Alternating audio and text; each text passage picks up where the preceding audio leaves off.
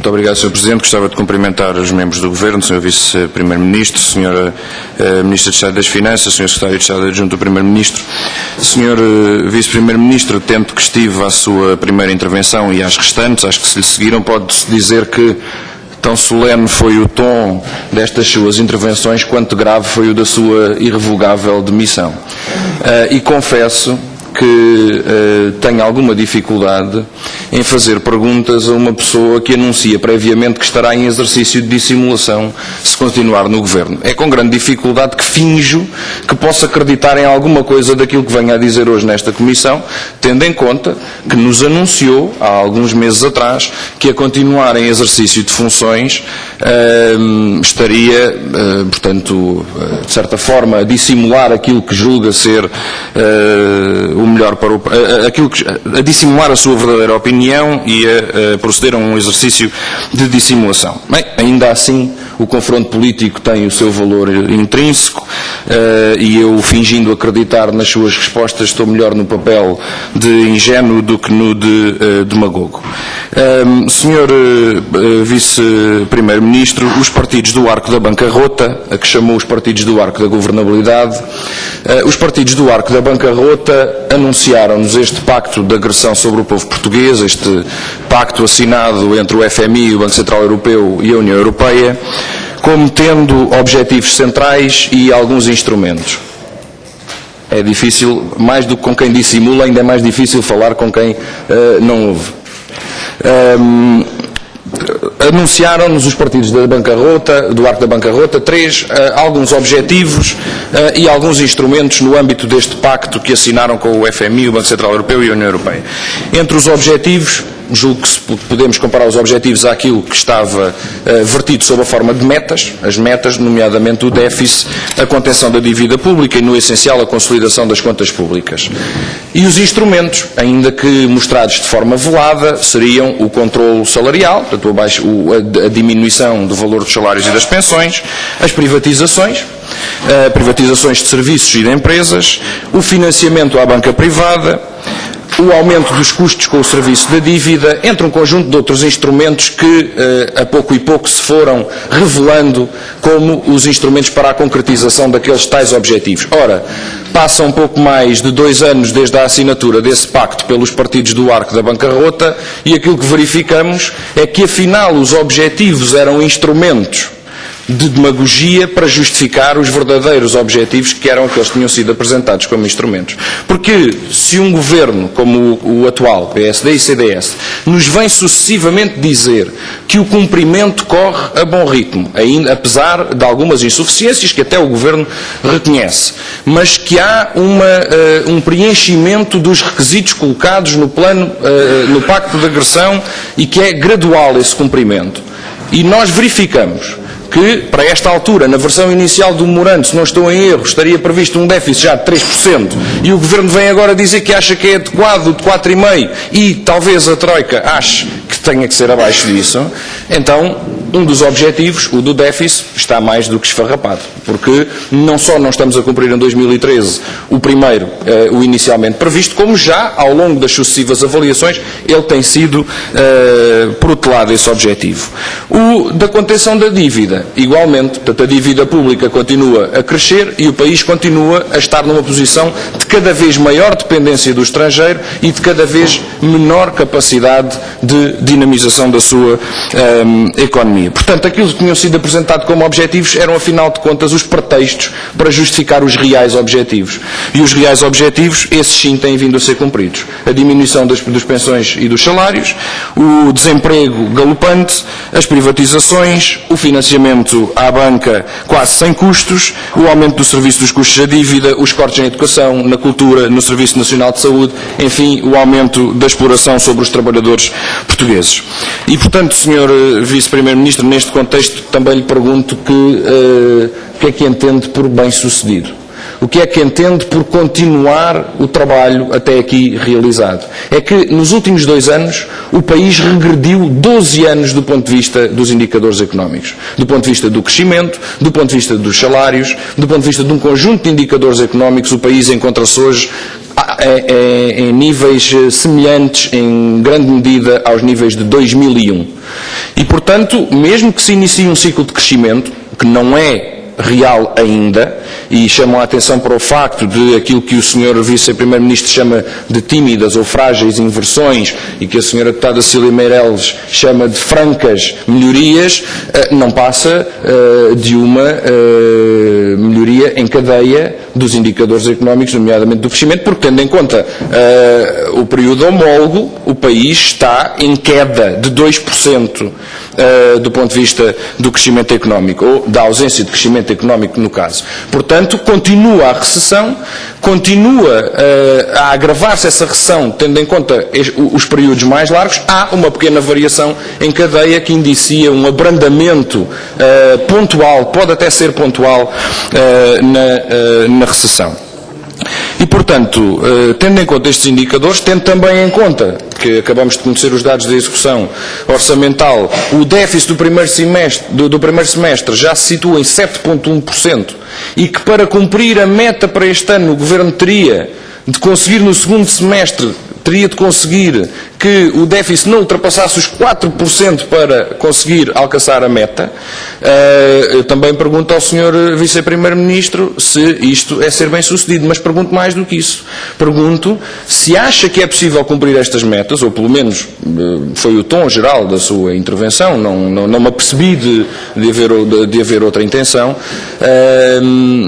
que outras medidas é que tem previstas, porque no segundo semestre de 2013 ainda terá de pagar os subsídios de férias que não pagou atempadamente e que protelou, empurrando com a barriga para a frente o problema, e portanto terá ainda de proceder a essa despesa.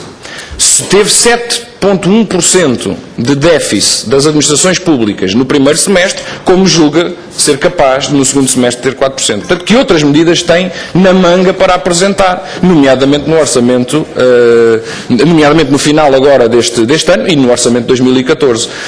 É verdade, e admito, que o Sr. Vice-Primeiro-Ministro, o Sr. Secretário de Estado adjunto do Primeiro-Ministro e a Sra. Ministra de Estado das Finanças não possam aqui dizer o que é que a Troika vai colocar como condições e como novas obrigações na 8ª e 9ª avaliação. Admitimos que o Governo não possa antecipar isso, mas não admitimos é que o Governo não diga quais são as medidas que tem previstas para propor o cumprimento das metas que o próprio Governo fixa.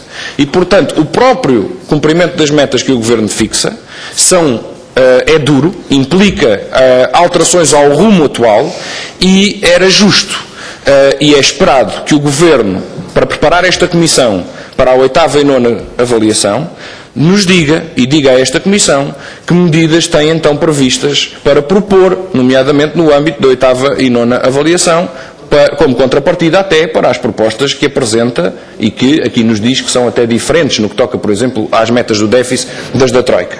E, portanto, quais são as medidas que o Governo tem previsto, que outros cortes tem previsto, porque não se adivinha que seja certamente investimento público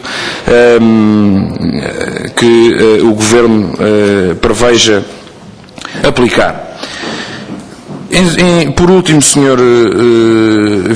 Vice-Primeiro-Ministro,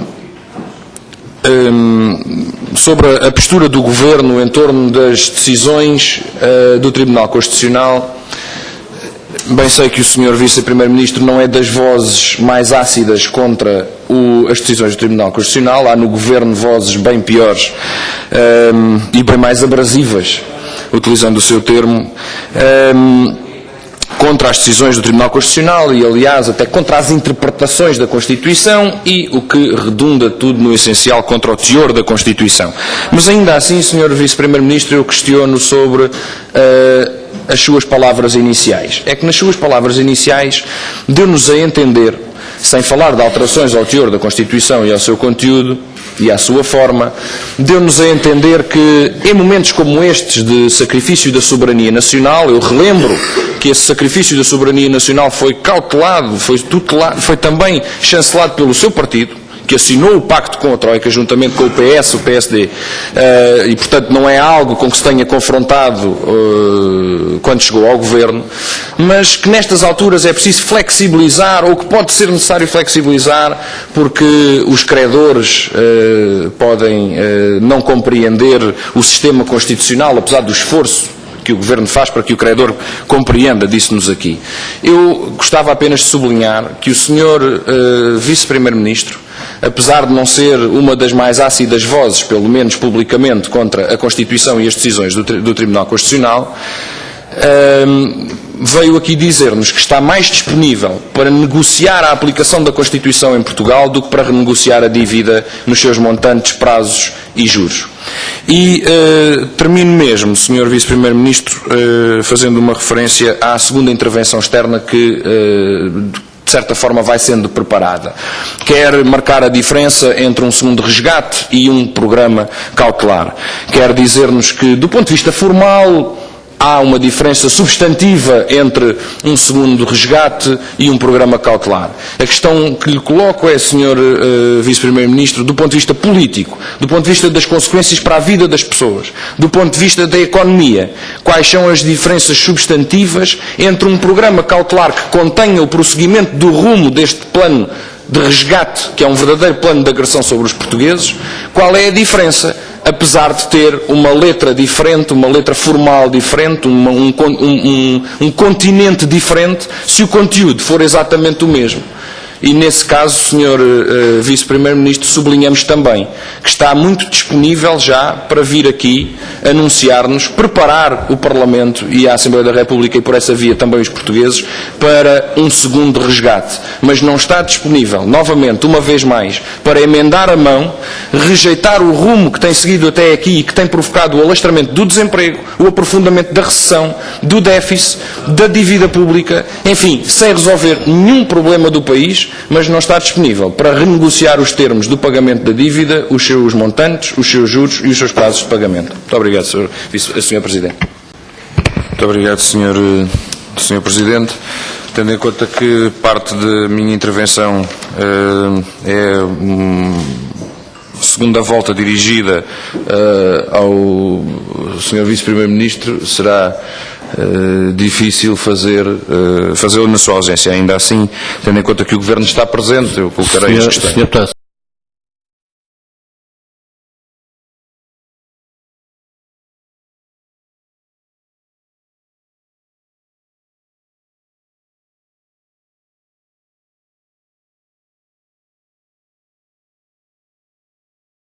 Sr. Presidente, e obrigado também pelo compasso de espera que possibilitou na Comissão.